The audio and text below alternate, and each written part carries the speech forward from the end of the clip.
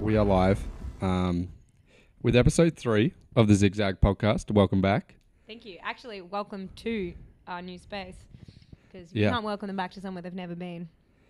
That's true. This is my new apartment. I just had a housewarming party on the weekend.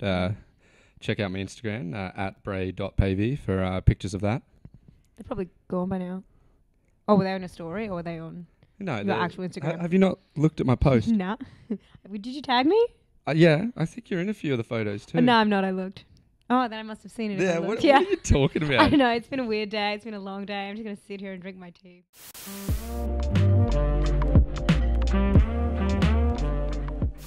I can't speak. All right, Jess, you take over. I'm having some tea, some ginger tea. Oh, I was kind of half hoping your actual coaster would stay stuck to that as well. It would have been hilarious. Don't audio graph your sipping. That's gross. No one wants to hear sipping. I'm scoring. That's so disgusting. I'm scoring this podcast right now. It's sound design, important work. Anyway, we came here today to talk about procrastinating. And procrastination, which we are now in fact doing. We're procrastinating from talking about procrastinating. So surprise, surprise, I feel like we're both big procrastinators. We were actually talking about this morning. I procrastinate in a very weird way, and I genuinely want to know if anybody else does this. But because instead of like my procrastination, I won't lie around the house and do nothing and put off what I'm doing. I'll have something to do. Say it's an audition, a self-tape, and I kind of won't want to do it, but I know that I have to do it. So I'll distract myself or I'll procrastinate with other things. I'll be like, oh, but I did say last week that I was going to go on a run. Today's the only time to do it. I'll go on that run and I'll be like, oh, you know what? I haven't seen this person in a while. I'm going to ring them. I'm going to ring my mum. Haven't seen her in ages. Or I'll take other things that I actually do need to do and give them a larger priority than the thing that I don't want to do.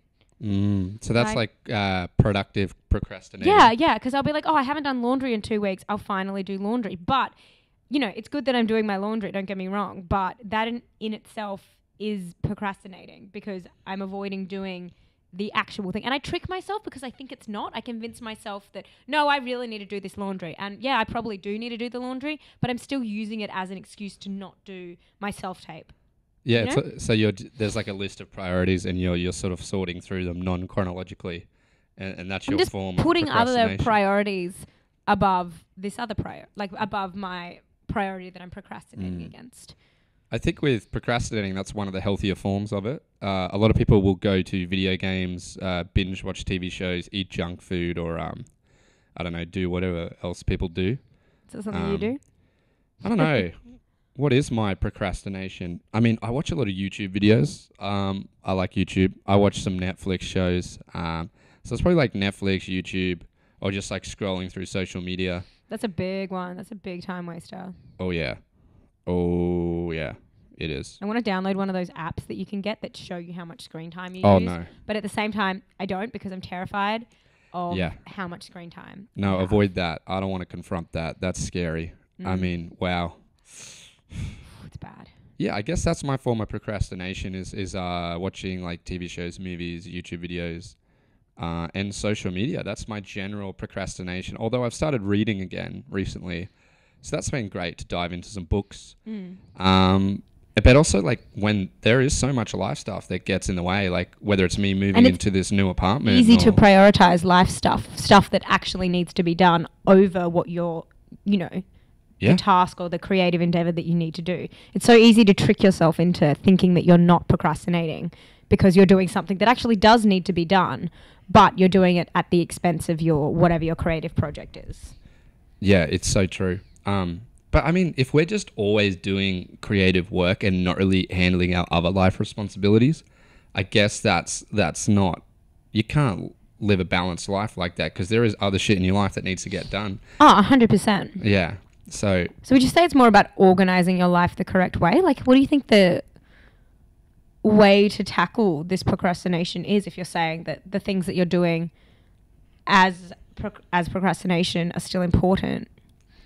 Like, I don't know. Like, how do you tackle procrastination? If you become aware, holy shit, I'm procrastinating so bad from this, what do you do?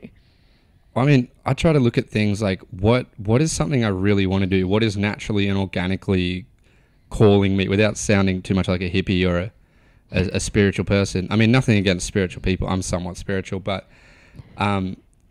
it's more just like sitting around and waiting until I really want to do something with my 100% essence of who I am. I'm like, I want to do this with intent and do it right. And I would rather let other things fall to the wayside and only do things with 100% intent than do a bunch of shit half-assedly. Half-assedly, yeah. With a half-assed manner. Last podcast, second podcast? Yeah. Throwback to last week's podcast.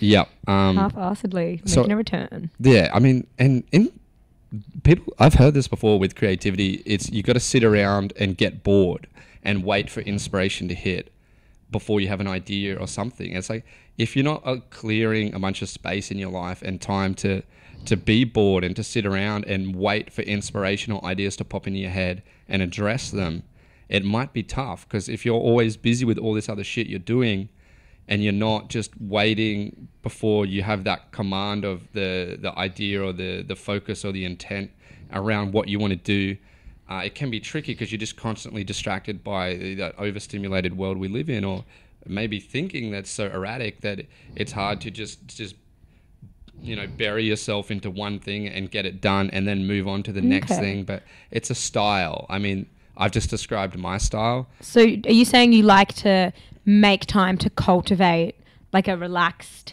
environment or a place where you can just sit and chill and where the inspiration, like get yourself ready for that inspiration to hit you? Is that what you're saying? Yeah, and mainly work on things that are me and are natural and I want to work on. Does that work though? Like if you just are like, oh, I don't have any inspiration to do this edit or whatever it is, I'm just going to sit around and read a book all day until the urge hits me. Like, does that actually happen, or do you just sit around reading a book all day? I mean, it tough. I go in ebbs and flows, in zigs and zags. Like some weeks I'm like super productive creatively and I'm getting so many edits done, or I'm filming or organizing shoots, or I'm even writing something. And then some weeks I'm just completely checked out. So there's nothing consistent to track it. It's just also you my can't style. Make it come on. Like you can't, generate the right conditions so that this flower of your productivity will grow. You know what I mean?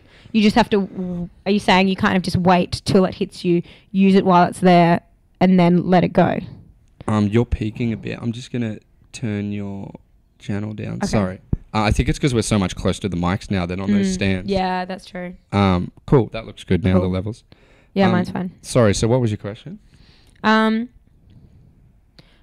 was saying, with your approach to productivity and procrastination, do you just wait around until you get hit by the urge to create and to do creative work, and then you ride that wave out, you do as much as you can in that time, and then when you don't have that urge anymore, you don't create and you don't try to force it? Is that your way of does that work? Like in a professional environment, because I think that's a very common thing among young creatives.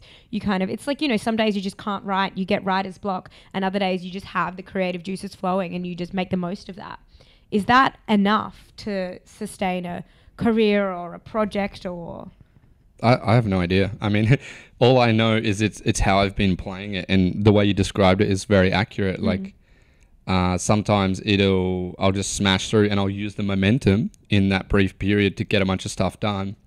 But once I'm out of momentum or energy or excitement around an idea or creating something or working on a project, it's quite hard to bounce back and to want to jump into something else. And especially if a project's been so demanding that it's drained a lot from you, it's quite hard to bounce back and to jump into something else. And I think you are right in the whole young creatives. People who are pursuing this lifestyle and around our age, I think it's quite common that you see a lot of them are perceived as lazy or perceived as not doing much, where I think to express a piece of who you are and yourself through whatever medium you choose, it does take a lot from you. And to be able to regularly and consistently do that seems to be quite difficult for me personally. But I try, And I think social media and this fast-paced world we lived in is forcing us to create more regularly to stay relevant or to stay at the top of a feed. Like we've got to be making weekly videos or daily videos if we want to build a following or to start a brand or like to even get recognition or to get views or clicks. That's encouraged, but then obviously quality is going to drop if we're pushing the consistency of outcome of what we're making. I don't know if that made sense. Consistency, yes. If we're producing more, the quality will be less because we're just pushing quantity rather than quality. So I guess my approach and my style would be waiting to do the projects I want to do and create what I want to create, rather than forcing myself to create a whole bunch of shit and hoping some of it sticks. I'm trying to wait to create things that I do want to create. So even if they don't work out, I'm proud that I got involved and gave up some of my time and energy for that. It's interesting. I feel like a lot of it with creatives is in the creative industry, because it is an industry and it is a business, and you need to, if you try and stuff it in a 9-to-5 type scenario, you try to market it and you try to sell it like you would any other commodity. It's kind of hard because you can't channel creativeness into a 9-to-5 schedule. Yeah. And I think you can push it, and I'm very much like that. I'm a pusher and I'll try and force it. But I do agree with you in saying, like, yeah, it's just interesting your point, because I've never really tried that. I'll just get annoyed at myself when I'm not being creative enough and try and force it. And I feel like I've never really sat back and checked it, but I'm pretty sure the outcomes of that, my creativity when it's forced is not going to be at the same level as when I'm just relaxed and it's, coming naturally. Yeah. It's really interesting. So you beat yourself up if you're not productive with your creativity. I think just the background, I come from a bit of an academic background, and in like science and academia, you just have to sit at the books and work. You know what I mean? You don't wait for the inspiration to come. It's not about inspiration. It's very clinical. It's about data. Yeah, it is. It's about data, and it's about numbers, and it's about sitting and doing the work. But with creativity, it's different. It's almost a feeling. Like you have to wait till it comes to you. And how do you market that? And what do you do if you have like an employer who's expecting that? Who's saying, oh, you need to, I don't know if you're a graphic designer or something, saying you need to do this creative work by this time. And I imagine it would be so difficult and so draining. Doing creative work in the way and the manner and the structure in which other industries do work and forcing it. Because that's just the background I came from is, I did a science degree and I came from that very clinical sort of background and doing work in that manner. And when I decided to take the creative route, I just tried to put all of my creative workings into the same, skeletal outline that I was accustomed to, which was the scientific one. Does that make any sense at all? So, because you did a science degree, right? And what you're saying is the style of learning and work and output that you developed studying that degree, you have now taken as a template, and you're trying to use it in your creative endeavors as being an actor. And you're finding that you're using a method that doesn't suit it. And I don't think it's giving...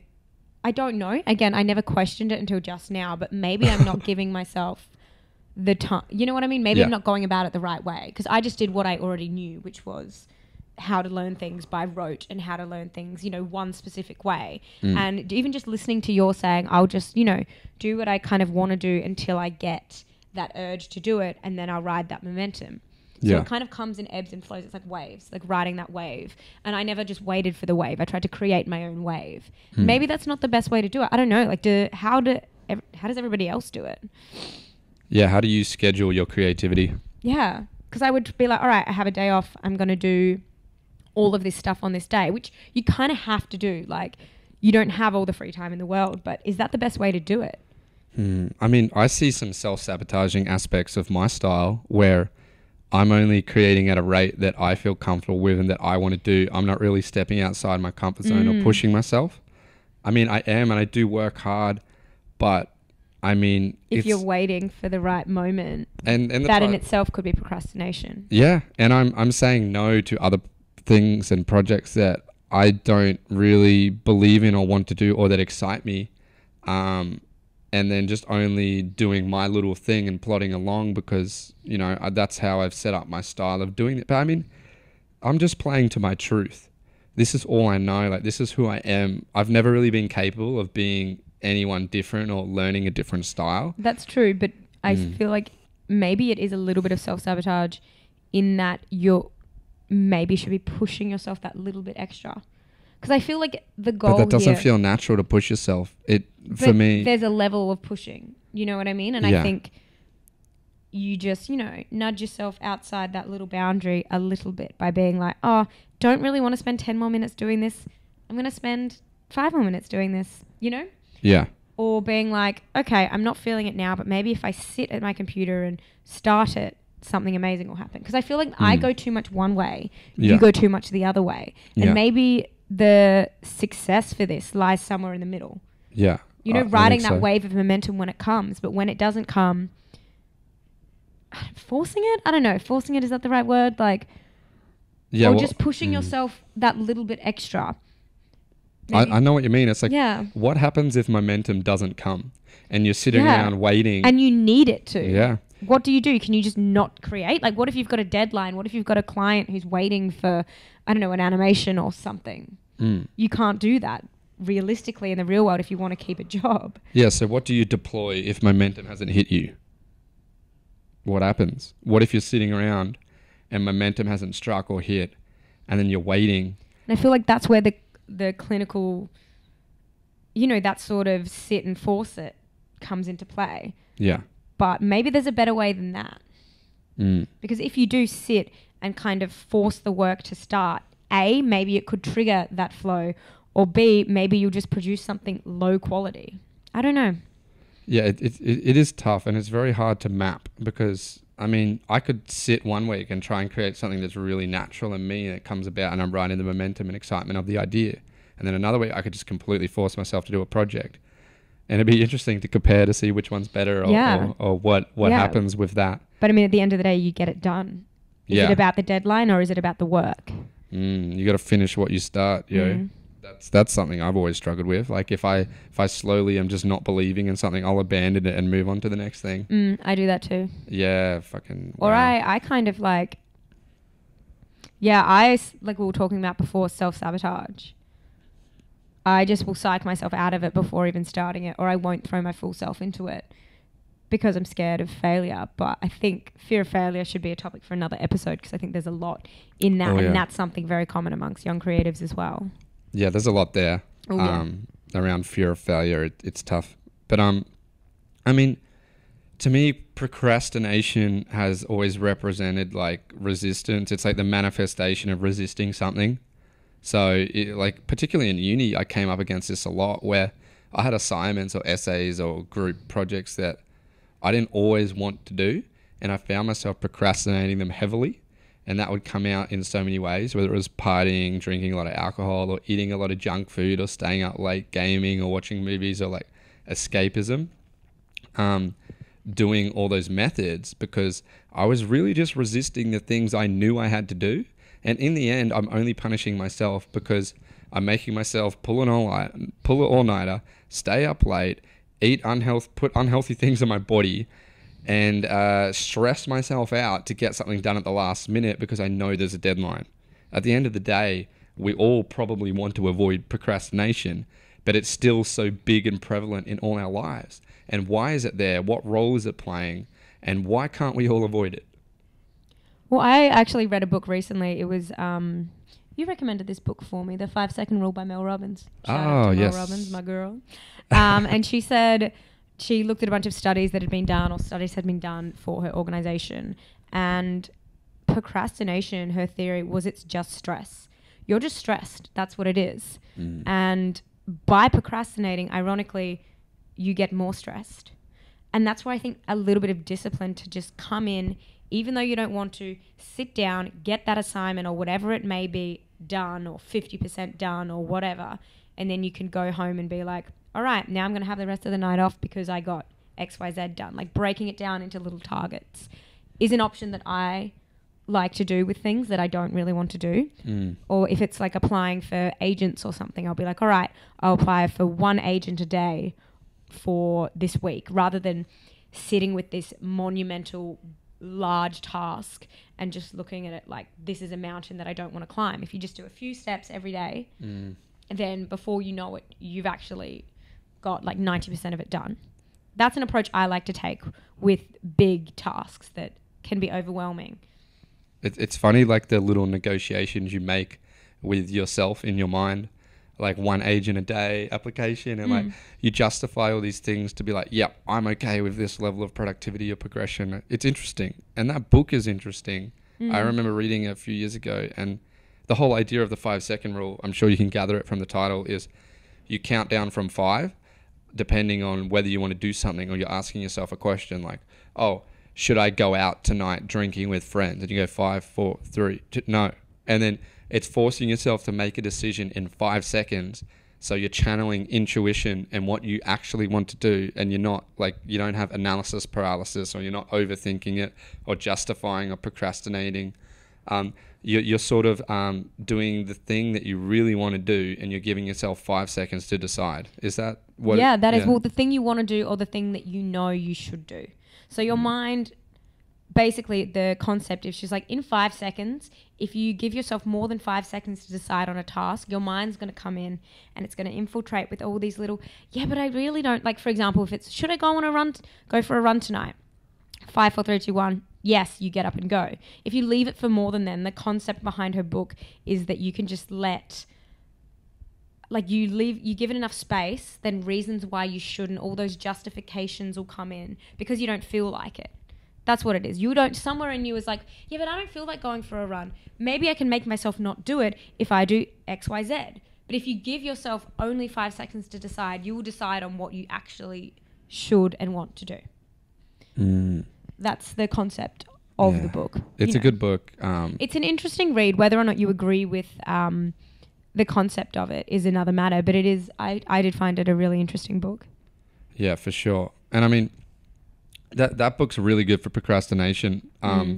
Another one for momentum, to switch to that topic, there's a book called The Compound Effect by Darren Hardy, and the whole essence of that idea is to improve by 1% each day, and compounding over time. In 1,000 days, you're up 1,000%.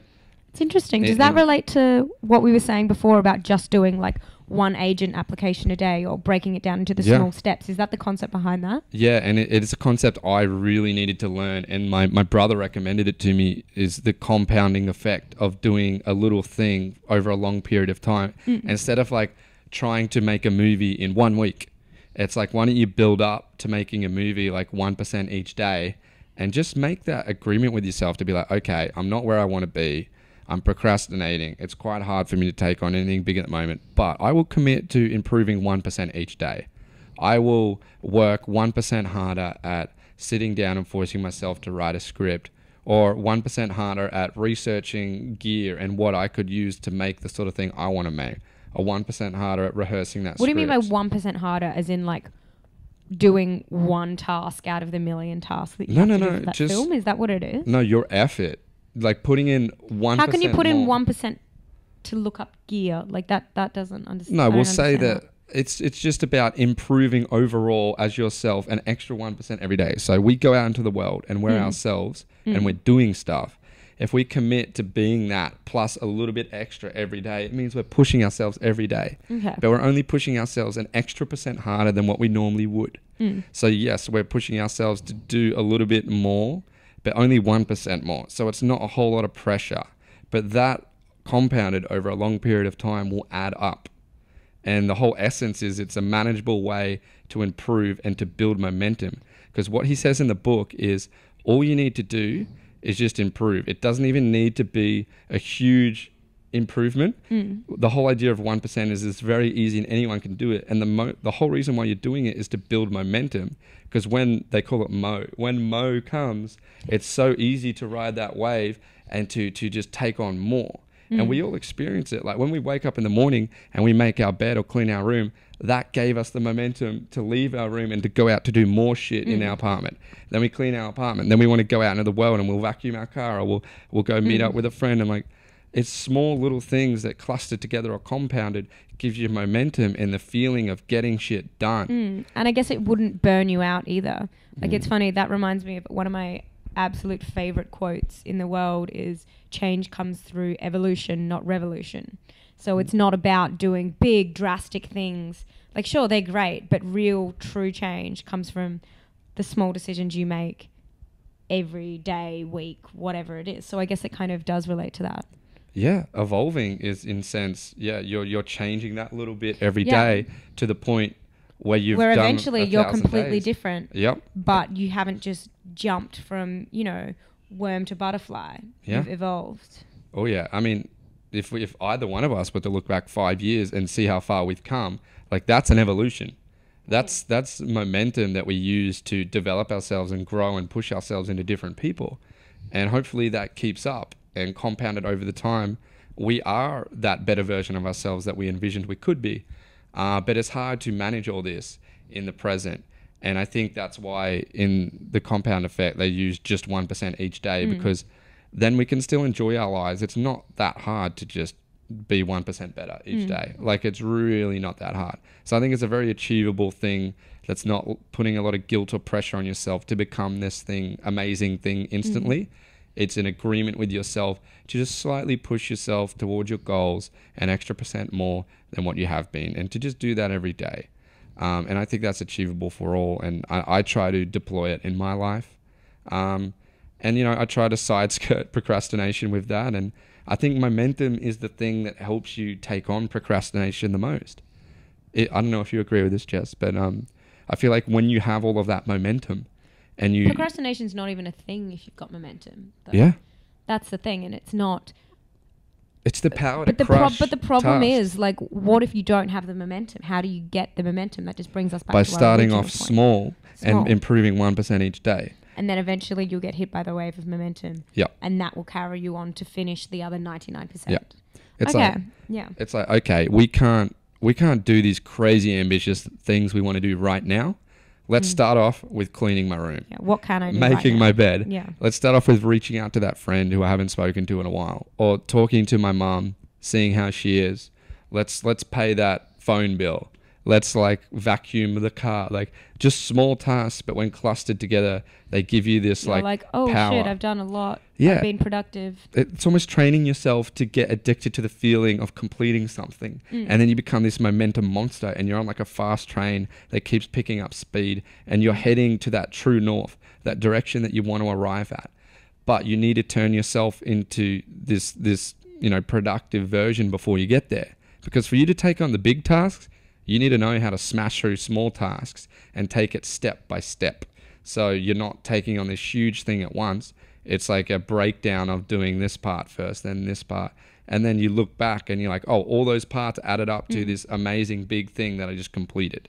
So it's kind of like you have to not look at how you feel and whether or not you feel like doing it. You just do a little bit. And if you feel like doing it, good, go do it. But if you don't feel like doing it, do a little bit, do a little something. Yeah. So is that the way that you like to operate? Look, this is how I want to look at it and how I want to live. I don't think I'm living like that 100% right now. I go more off the feeling. It's like, do I feel like doing this? And I mean, I need to deploy a bit more. It's funny how we kind of consciously know if we think about it. It's like we know that we should be doing this, but we're not. Or sometimes you just fall into patterns of unconsciousness where you don't even think about it. But then when you realize, oh shit, for example, I procrastinate by putting other tasks of importance above those tasks. And I think I'm not procrastinating because I think I'm getting shit done. But really, I'm procrastinating from that one thing that I'm putting off. I had a boss once who said to me, work smarter, not harder. Harder, yeah. And I don't know why. It was such a simple line, a simple sentence. And I was working as an apprentice tiler, tiling a pool. His name was Mark. He's a cool boss. And he said to me one day, I was just working so hard. I was a hammer and a chisel and da-da-da-da-da. And then he stopped at me and he looked at me and he goes, Brayden, work smarter, not harder. And he smiled. And I was like, fuck, that's so true. And I think it relates to what you were just talking about. in the way that we don't need to be working so hard trying to do all these things. Be smarter about the way we work, and then use momentum as a weapon to tackle procrastination. And it's easy for me to say this, but obviously I need to be a practitioner of this in my life, and it's something I still battle with, and it's a struggle. And I think that's why we're bringing it up, because these are things that we directly struggle and deal with regularly. Trying to be people who do create regularly, it is difficult. So I don't know if you guys want to, put in the comments below how you get around procrastination, or what procrastination looks like for you. Does it mean getting a pizza delivered and watching Netflix? Like what are the different forms of procrastination? Whether it's Jess's form, where she uses other tasks in her life to get away from the thing that she knows she should be doing, or if it's mine, where I just sit around and wait until I actually want to do the thing. You've got to have a lot of time for that. So yeah, it's interesting to hear what procrastination is to you, and perhaps how you defeat it. I mean, what do you identify a time in your life where you haven't procrastinated, where you've been like really efficient? Or see, I think I have, but I've always worked hard and not smart. Yeah, right. Even when I look back to when I was at uni, that I remember the first time I heard that quote, it just like, and I think I'd always, because I was always like, but I worked so fucking hard. Why can I never get whatever it is that I wanted? Whether it was like straight A's in school, I would work insanely hard and I could never get it. And I think for me, it was learning to work smarter. And that's something that I still haven't completely got my head around. Like, I know I'm capable of, I'm an incredibly hard worker, but I think the smart working and working cleverly is the step that I'm still taking. You know what I mean? Okay. Like, I think it's something that I, need to incorporate more. What about momentum? What how does momentum work for you? I see it as a gift. If you get hit by a big rush of, I want to do this, momentum, it's awesome, and I'll just smash it out. And like you, I'll ride it, but I never think about whether or not it'll come back. I just kind of take it while it's there and be like, this is awesome. Why can't every day be like this? And then when it's not, I'm like, well, what the hell? Like, why can't I do this? I did this just before. What's wrong with me? Blah, blah, blah. But because you have all these things that you procrastinate with doing, do you think that helps you in building momentum? Because you still are getting stuff done.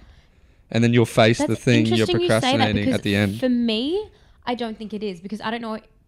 Maybe I wasn't conscious of that, being like, okay, I'm going to start my day, make my bed, go for a run, have breakfast, like all of these things. And then I'll tackle, once this momentum's built, I'm going to tackle the tasks that I've been putting off.